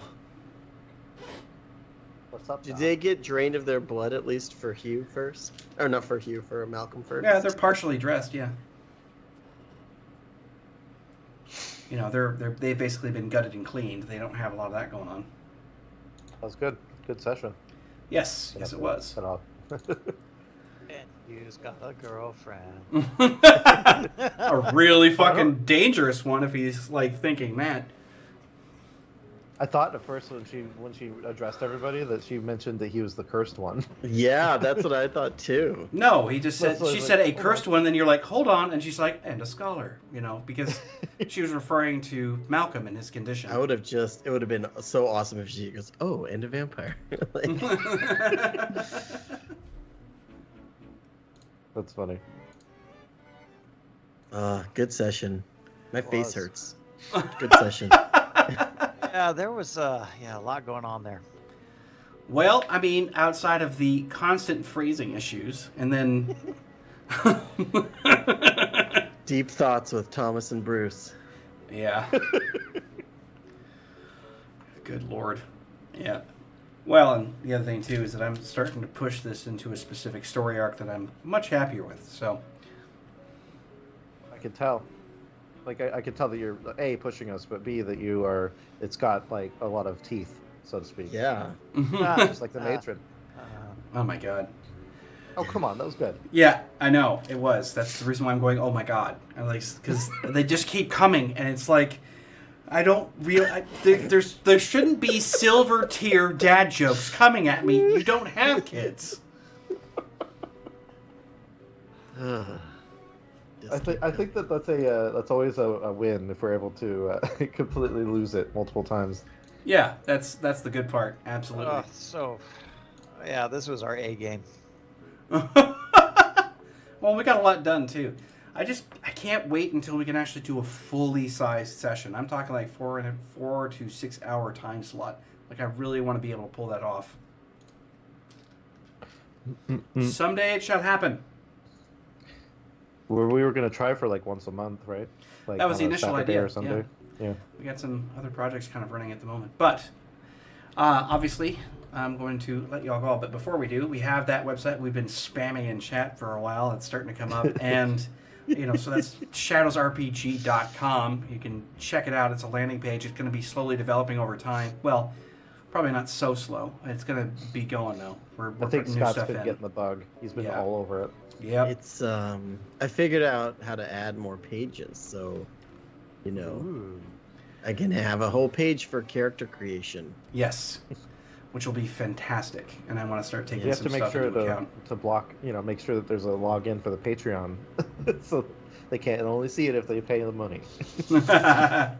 Well, there's going to be certain elements to this that are going to have to come out anyway, and the quick guide is that's a good segue for it, is that the quick guide is going to be, it's coming along. I mean, you've already hit archetypes at this point, and there's not a lot after that, because a lot of the nitty-gritty, super heavy stuff has been covered at the front. So, I mean, it's coming together quick, and I am just freaking excited, because it's real.